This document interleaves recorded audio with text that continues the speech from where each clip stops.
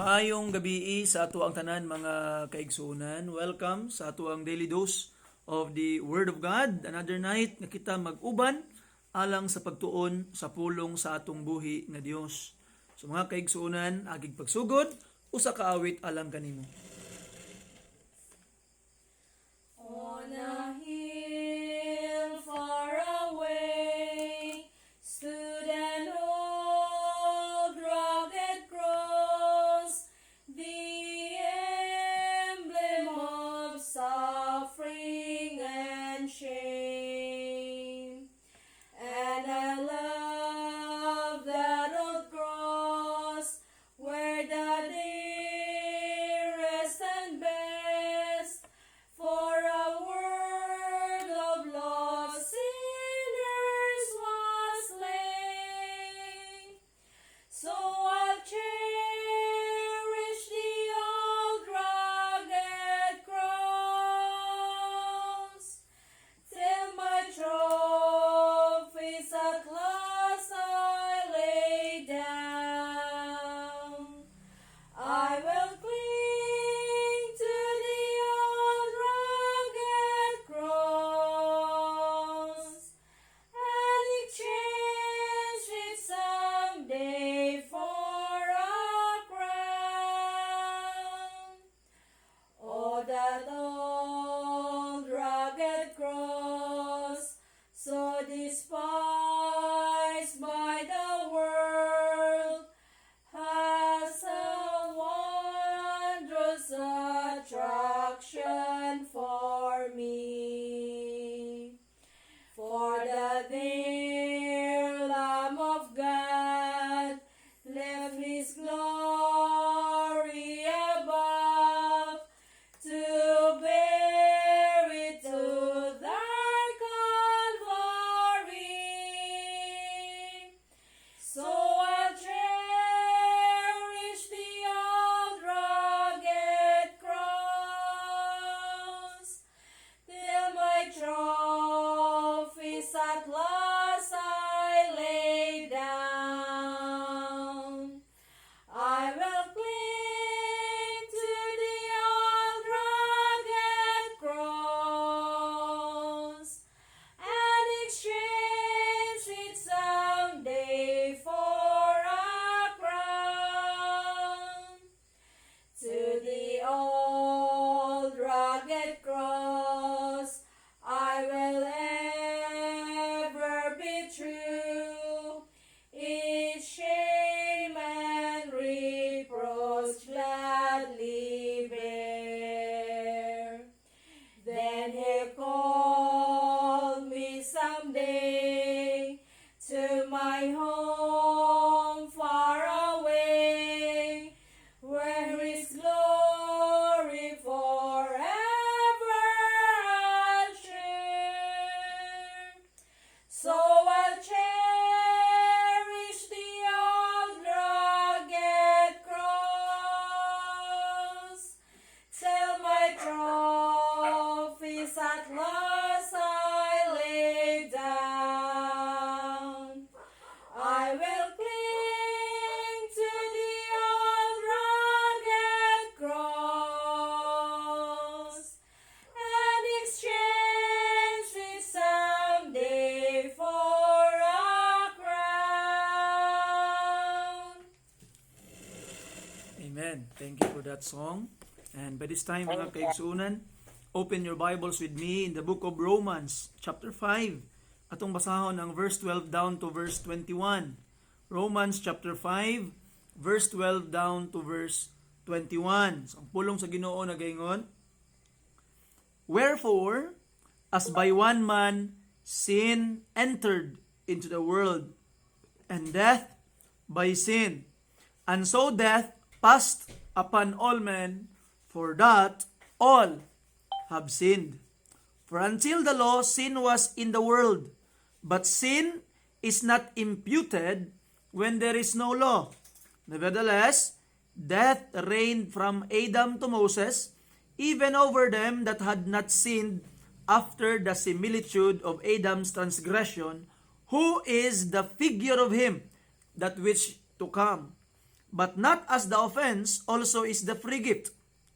For if through the offense of one many be dead, much more the grace of God and the gift by grace, which is by one man, Jesus Christ, hath abounded unto many. And not as it was by one that sinned, so is the gift. For the judgment was by one to condemnation, but the free gift is of many offenses unto justification. For if by one man's offense death reigned by one, much more they which receive abundance of grace and of the gift of righteousness shall reign in life by one, Jesus Christ. Therefore, as by the offense of one judgment came upon all men to condemnation, even so by the righteousness of one, the free gift came upon all men unto justification of life. For as by one man's disobedience many were made sinners, so by the obedience of one shall many be made righteous.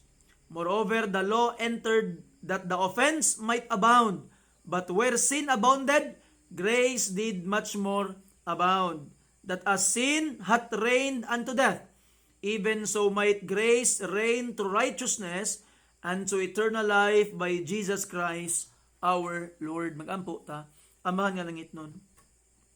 We are having a hard text as we study tonight, Ginoo. But Lord, this is your word, authored by God the Holy Spirit. And now we are asking the power of God the Holy Spirit to give to us, Ginoo, the wisdom that we need in order for us to have open mind that we could understand this text written by the Holy Spirit through the Apostle Paul. I am praying, Ginoo, nga tagaan ko nimog kaalam, imong ubos nga alagad, ug ang mga katawhan Ginong Dios, open their eyes and mind that we will see wonderful things from your word tonight. Salamat sa imong kaayo, salamat Ginoo sa pagtubag sa mga paghangyo. Sa ngalan ni Jesus, gipangayo na mo ang tanan. Amen. And amen. Amen. Okay, so the title of our Bible study tonight, as what is written in our daily bread, is A Great Act of Love. A Great Act of Love. Now, we have here a hard text. Lisod sabto ni nga teksto mga kaigsunan, and this have caused divisions and misinterpretation to a lot of people around the world, and it doesn't exclude us. That's why we are asking the power of the Spirit to really enlighten us para ato ning makita kung unsang giingon sa pulong sa Ginoo mga kaigsunan. So karon atong buhaton, let us remove all the presupposition and prejudice. Let us allow the text to talk for itself. Kay mo na ang problema, kay og na kay prejudice o presupposition daan, you will be using lenses to understand the text.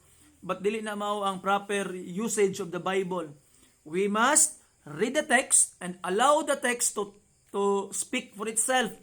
Kay kung unsa ang giingon sa Biblia, mao man to ang atong tuuhan mga kaigsuonan. So let us remove from us all the suggestions of our experiences, unsa ang mga tinuuhan nga atong nangadawat kaniadto, but let us go through freshly sa atong teksto mga kaigsuonan. Now, in our text, we have here a comparison.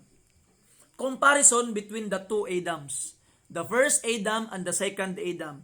So the first Adam being Adam, nga bana ni Eve, and the second Adam was the Lord Jesus Christ. Kung atong makitaan ang Biblia mga kaigsuonan, it was deliberately told by us in 1 Corinthians chapter 15.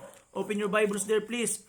Sa 1 Corinthians chapter 15, open yung mga Bible. Atong unahon magbasa ang verse 19, 22, and 45. Verse 19, the Bible says, yet in the church, chapter 15, verse 19, if in this life only we have hope in Christ, we are of all men most miserable. So ato makitaan mga kaigsuonan that we are talking about the hope in Christ here.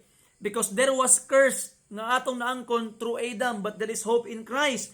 Now, in verse 22 mga kaigsuonan, the Bible says, naunin mo ang pulong sa Ginoo, for as in Adam, look at that, for as in Adam all die, even so in Christ shall all be made alive. So there is hope in Christ.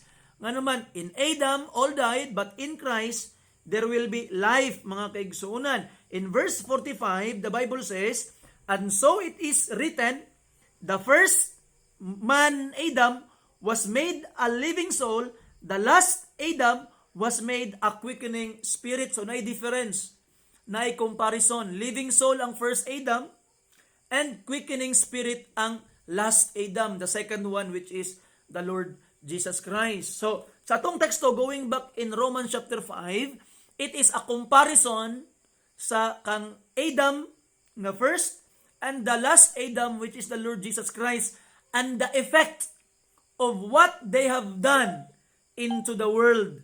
Now, the question sa ato ang hunahuna karon, unsa man karon ang connection? How will it affect me? What have Adam done thousands of years ago to my life? Unsay epekto sa gibuhat ni Adan sa akong kinabuhi karon? Ug unsay epekto sa gibuhat ni Jesus Christ sa akong kinabuhi karon? Because Jesus Christ died 2,000 years ago, and what will it affect? How will it affect my life today? And how about the life of Adam, which is centuries before the Lord Jesus Christ, thousands of years, even millennia before Jesus Christ? How will it affect me that it is in the remote past? Sa may labot nato atong mga butanga, mga kaigsuunan. Remember this, that Adam was the representative of man. Nganuman, kay ikaw ug ako, gikan tangtanan kang Adam. So meaning, mga kaigsuunan, every person in the human race around the world today was in Adam. Kaya nga naman, tananta atong mga genes, atong mga DNA, everything of us is from Adam. Because without Adam, we will not exist because we are descendant of Adam. So we are Adam, from Adam. So ato makitaan, Adam was the first representative of man. And here comes the Lord Jesus Christ, who also became our last representative. Nga giredeem pud niya ang sipyat nga gibuhat ni Adam. Ato tanaw tong text, mga kaigsunan. Let's go dive in our text. First of all, atong tanawon ang verse 12, because verse 12 is the key of our understanding for us to understand the rest of the text. In verse 12, na first phrase nga kung atong pansinon, mga kaigsunan, the Bible says, sin entered into the world. What does it mean? Sin entered into the world. So sin entered into the world, meaning, mga kaigsuunan, in the very beginning, walay sala diri sa kalibutan. So sin is foreign in the world. Originally, walay sala sa kalibutan. So, ang outsider ang sala, mga kaigsuunan. It is just introduced into the world because sin entered into the world, meaning walay sala sa kalibutan kaniadto, but there was a time, once upon a time, it entered into the world. So mga kaigsuunan, ato makitaan that sin is not intended to be in the world, but it came into the world. And we know how it came, mga kaigsuunan. Diba? The first sin was committed by the devil. And the devil introduced sin into the world. Ang pangutana karon, how did the devil introduce sin into the world? Tumakitan against tong text, verse 12, as by one man. As by one man.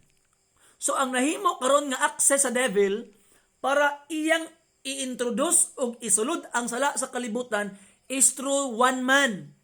Who is that one man? Our representative. Si Adam, the representative, the first representative of the entire human race. So siya karon ang nahimo, mga kaigsuunan, nga tulay para masulod ang sala sa kalibutan, ma-introduce ang sala sa kalibutan, mga kaigsuunan. That's why when the verdict of sin was given to men, all of us were condemned in Adam. Nganuman, all of us are from Adam and part of Adam. Now, atong padayon pagbasa mga kaigsunan. The Bible says, and death by sin. So, ang death po di ay, ang kamatayon po di ay, is na-introduce karon sa kalibutan tungod sa sala. Now look at this. Kita nimong sequence. Una, walay sala ang kalibutan. So God did not intend that there will be sin in the earth. But the devil, iyang gi-introduce ang sala through one man. So ang sala, ang tao nakasala. Adam nakasala. And sa diha nga naanay sala, naana po dayo'y kamatayon kay ang consequence sa sala, kamatayon man. So atong makitaan mga kaigsuunan, and death by sin. So niabot di ay ang kamatayon sa kalibutan tungod sa sala. So in the very beginning mga kaigsuunan, God created humans to live forever. Dili unta ka mamatay. Wala untay kamatayon mga kaigsuunan. That's why we praise and thank the Lord. The Lord Jesus Christ came into the world para iya karon nga i-fulfill og ipadayon ang original plan sa Ginoo nga ang tao mulungtad sa dayon di na mamatay. Mao na nga ang regalo ni Jesus Christ kinabuhing dayon eternal life. Kay ngano, in the very beginning, God created humans not to die. But death came because sin came. But Jesus Christ came in order to give eternal life to those who will believe para ma-restore ang original plan sa atong Ginoo, di ba? Ang na-introduce man ang sin sa kalibutan. That's why there will be new heaven and new earth. Maghimo ang Ginoo bag-ong kalibutan kung diin wala nay sala. Okay? Now, padayon ta pagbasa mga kaigsuonan, the Bible says, and so that passed upon all men. So, ang katong kamatayon napasa sa tanan nga mga katawhan nga naman. Because for that all have sinned, because that all have sinned. You see? So the nature to sin was passed to all men. And because all men now sins, makasala na ang tanang mga tao, tungod kay nakasala man ang mga tao, mamatay na pud ang mga tao. You see mga kaigsuonan, so we have the sin nature. We have the nature to sin. We have the capability to sin. So meaning, death came upon all men. Mamatay ang tao mga kaigsuonan, kay ang tao nahimo siya nga makasasala.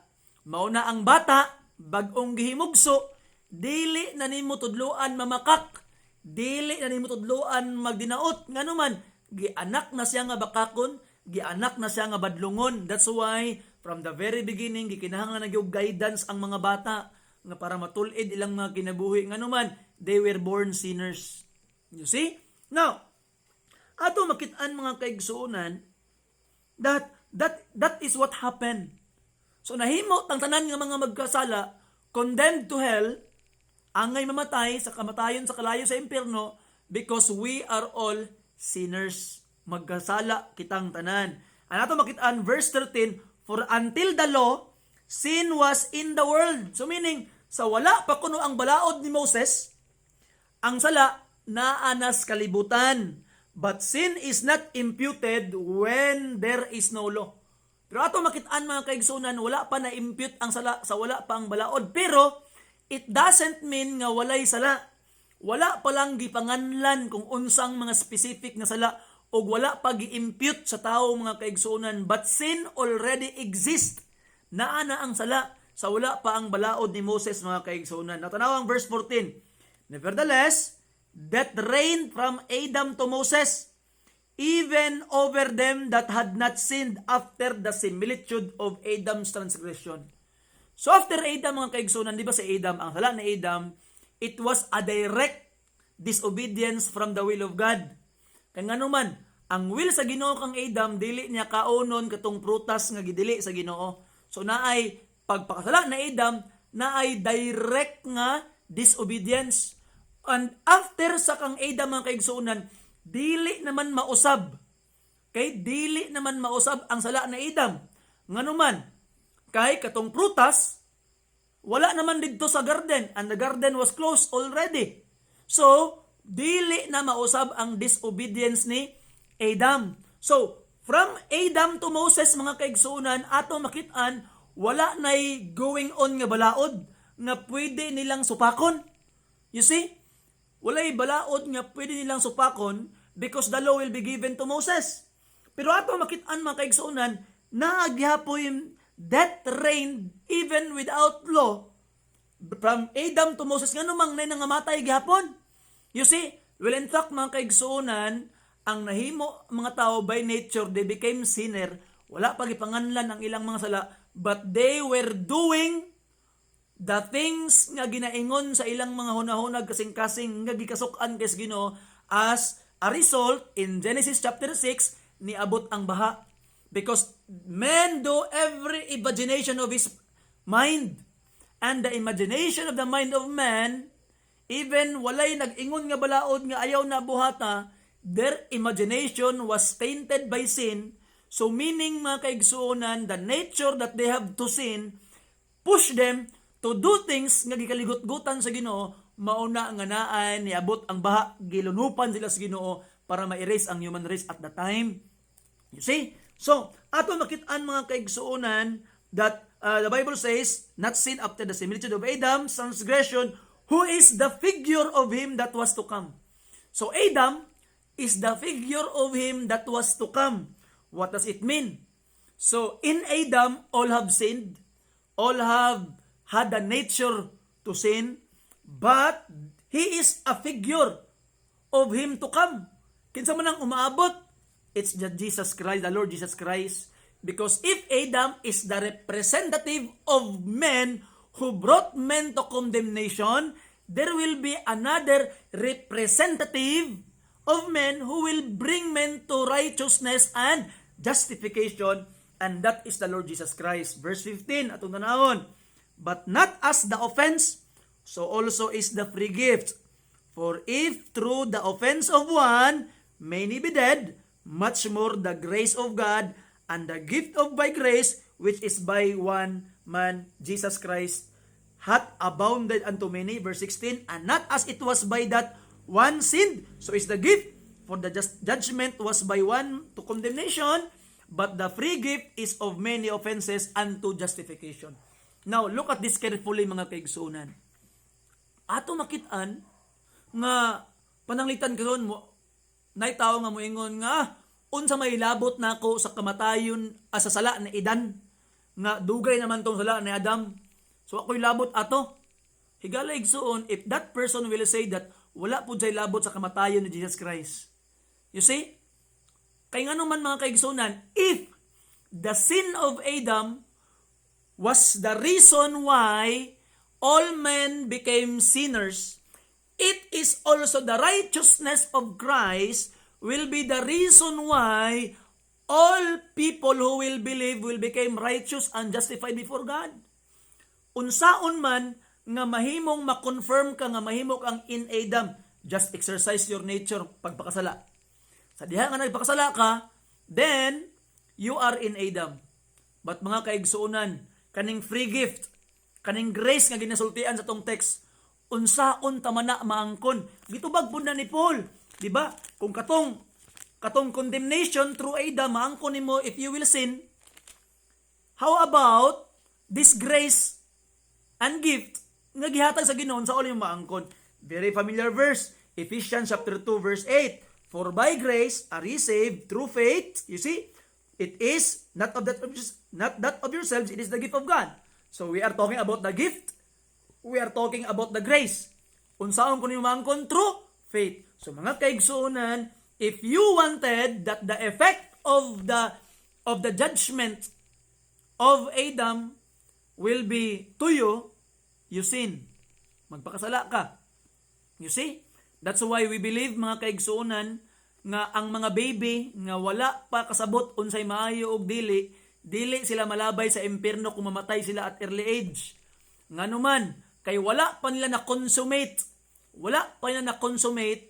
ang curse nga naa kang Adam, mga kaigsuonan, kay ma-consummate na lang nimo nga malabay maangko nimo ang curse ana nga sala, ana nga estado if you will commit sin.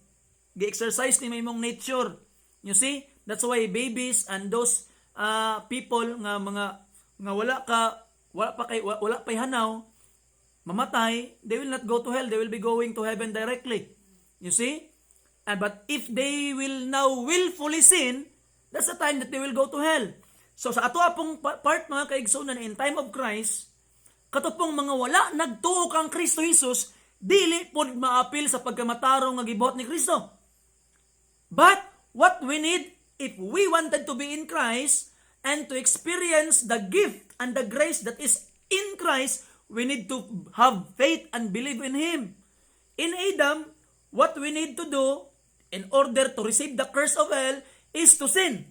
In Christ, what we need to do in order for us to have the grace of righteousness and justification, we need faith. Okay? I hope na klaro mga kaigsunan. So muna ang atong angay nga pagabuhaton. That's why we go and preach. Believe in Jesus. Tuwihin ninyo si Jesus Christ para kamo mga luwas. Repent of your sin. You see, biyain na inyong mga sala. That's a curse. And believe in Jesus. That's our only hope. Mauna mga kaigsoon, the greatest act of love. Kahit atrasan lang nimo ang Romans chapter 5 mga kaigsuunan, di ba? Verse 7, for scarcely for a righteous man will one die, yet peradventure for a good man some would even dare to die. Now, kita ka ng gira. Pag magira mga kaigsuunan, na yung mga sundalo nga andam sila magpakamatay alang sa ilang mga kauban. But they are only ready to die for their friends and for their platoon members. But you cannot hear a soldier dying to save the enemy soldier. You see? Wala ba kaduga na? Nga, usa ka sundalo, gipusil tong kalaban na sundalo, unya siya ang nitupa para dili to maigo sa pusil ang iyang kalaban. You cannot hear that. But what happened in the Lord Jesus Christ, grabing gugma mga kaigsuunan. Kung tanaw nimo ang pulong sa Ginoo, again in Romans chapter 5, but God, verse 8, commended His love toward us in that while we were yet sinners, Christ died for us. Verse 10, for if when we were enemies, we were reconciled to God by the death of His Son. So mga kaigsuunan, atong makitaan kung ang mga sundalo or kinsamang mga katawhan magpakamatay alang sa ilang mga hinigugma, alang sa ilang mga kauban, si Jesus Christ nagpakamatay alang sa iyang mga kalaban. Kita ang mga kalaban sa Ginoo because we are in Adam. We have sinned. We have rebelled against God. But God sent His Son to die for His enemies. Ipakamatyan kas Ginoo nga kalaban kaniya igsoon. Grabing gugma para nimo. Para mahimo kang kauban. Unsay imong angay buhaton? Believe. You need to believe in the Lord Jesus Christ. You see?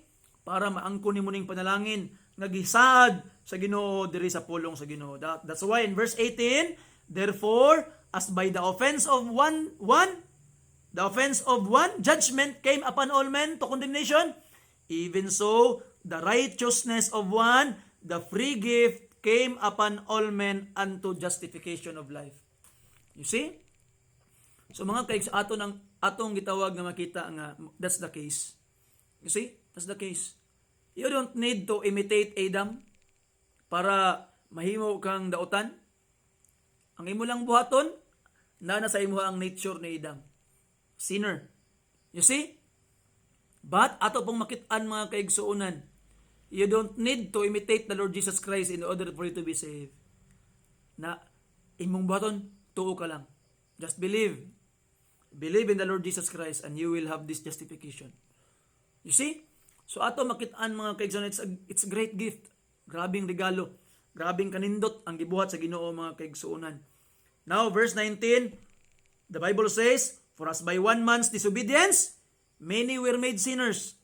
So by the obedience of one shall many be made righteous. Wow. So, the first representative of men failed, many became sinners. But the second representative of men was successful. Many will become righteous. And that many will only become righteous if they believe. Tuulig soon. Accept Him as your Lord and Savior. Dawata siya nga imong mahimong ginog manuluwas. And you will be saved today. You see? Verse 20 and verse 21. Moreover, the law entered that the offense might abound. Tanawa. Pag-abot sa balaod, panahon ni Moses, the offense abound. Mas nigrabe ang offense, mas nakita og naklaro ang sala. Mas na-define ang sala. Kay nga naman, kabalo na ka nga di maayo, imo gyapong gibuhat. So it was grievous. But ang Ginoo sa pulong sa Ginoo, but where sin abounded, grace did much more abound. Nga naman, kaysa diha nga nakit-an nimo ang balaod, na-realize nimo nga di gid nimo kaya tumanon ang pagkamatarong para sa imong kaugalingon. You see, mas nakita nimo ang pagkaitom mo sala. Mas nakita nimo ang imong helplessness. Mauna kay mas pag-abot sa balaod, mas nakita man nimo imong helplessness, the grace also abound because you have no place to run. The grace of Jesus alone kay makaingon ka Ginoo. Sumala sa imong balaod, it reflects your righteousness. Di na ko na makayag tuman. So wa ko'y laing daganan, mudangop ko kang Kristo Jesus. That's why the grace much more abound when sin abound where there is law. Kay ang balaod mga kaigsoon, ang purpose niya para iyang mas ipadayag kung unsa ang sala, para mas ma-realize nato nga wa tay kaya para lawason tong gagalingon ang imong pagtuman sa balaod, ang imong pagsunod sa simbahan, aun sa pang mga butanga, di na makaluwas nimo mga kaigsunan, only the Lord Jesus Christ. You see, the church is very, very important because the church will lead you and point you to Christ. Pero kung ang imong simbahan will not point you to Christ, leave that church, wala pulos ng simbahan. Basta ang imong simbahan will point you to sacraments, will point you to Mary, will point you to saints, useless church. Gikan na sa baabas impierno. If the church will point you to Jesus, that's the right church. That's why our church, mga kaigsunan, will point you to Jesus. Come to Jesus, only Jesus will save you. Verse 21, that as sin hath reigned unto death, even so the grace reign through righteousness unto eternal life by Jesus Christ our Lord. So mga kaigsunan, only by Jesus Christ our Lord. Ang problema karon mga kaigsunan, a lot of churches today, imbis nga ang tao muadto kang Ginoong Hesus for this justification, they are now coming to Mary, they are now coming to Paul, to Peter, to the apostles. I really respect Mary. Kung naalang si Mary diri ay akong halukan ang iyang mga kamot. Mga kaigsunan, I really respect her, the mother of our Lord Jesus Christ. Wow! Amazing! Amazing woman! Obedient woman. I love Mary. I really, really love Mary. Grabe akong gugma kang Mary mga kaigsunan. But, I will not go to Mary for salvation. I will go to Jesus. And because I love Jesus, I love her mother. You see? But, ato ng tanawon mga kaigsunan. See, ang problema karon sa mga tao, muadto daw sila kang Mama Mary o sa mga apostles para ang mga apostles ang muduol kang Jesus? What do you mean? Mas mahigugmaon si Mama Mary? Mas mahigugmaon ang mga apostles labaw kang Jesus? Of course not. Di ba? Nga naman tay duulan nga mga tao pananglitan karon. Naa kay amigo nga kailan niya ang mayor, na kay tuyo sa mayor. Unsa man ang imong angay buhaton? Ay, muadto kas imong amigo para ang imong amigo ang makig-istorya kang mayor kay mas close sila ni mayor. Kay para ang favor niya mahatag sa imuha. Inana ba na? Mali kayo. Ngano man, niduol ka sa imuhang amigo kay ngano man na mas close mo sa imong amigo para ang imong amigo moadto kang mayor. But kang Jesus Christ is another case. You see? Ngano man, kay wala nay tao nga mas makasabot nimo. Wala nay si bisan kinsa nga mas nahigugma nimo si Jesus Christ. Yes, the apostles love you. Yes, Mary loves you too. But I don't need to come to Mary and come to Jesus for salvation. Why? Because even though Mary and the apostles love me, I know that Jesus Christ's love exceeds the love of anybody else. Mas dako ang gugman ni Jesus para nako. That's why di na ko mohapit og bisan kinsa. I will go to Jesus because He loves me. You see? So mga kaigsunan, I hope your church point to Jesus. If your church point to Jesus, then salamat mga kaigsunan, we came to Jesus. And I hope mga kaigsunan, no, napoy mga simbahan nga wapoy mga ayo, because people now, a lot of Christians now came to hate Mary and came to hate the apostles. Noon sa mo, nganong nasuko na noon mong Mary, nganong nasuko na noon mo ka Mama Mary, nasuko na noon mo sa mga apostles. And by the way, matingala ka pastor, nganong gatawagon manimog mama si Mary. There's nothing wrong with that. Makatagbo kag tiguwang sa dalan ganin sa tawag nimo nay. Tawagon man gani mog nanay tong tiguwang di ka kaila. Ay hapaka si Jesus ang inahan ni Jesus Christ. There's nothing wrong calling Mary, Mama Mary. Ang problema lang karon, tawgon po mo Papa Jesus Christ, Papa Jesus. No, don't call Papa Jesus. Nga naman, nagtubo ko sa una, abin ako mag-asawa si Jesus Christ o si Mama Mary, kay nga nung Papa o Mama good. That's why we don't need to give misconception to people. You see? But mga kaigsuunan, going back to the point, we praise and thank the Lord. In Adam, we all sinned. But in Christ, we all became justified and have this righteousness. Come to Jesus now, ay napaglangan, and you will be saved. Usa ka awit alang kanimo. I thirsted in the barren land of sin and shame, and nothing satisfying there I found. But to the blessed cross of Christ one day I came, where springs of living water did abound. Drinking at the springs of living water, happy now am I, my soul is satisfied.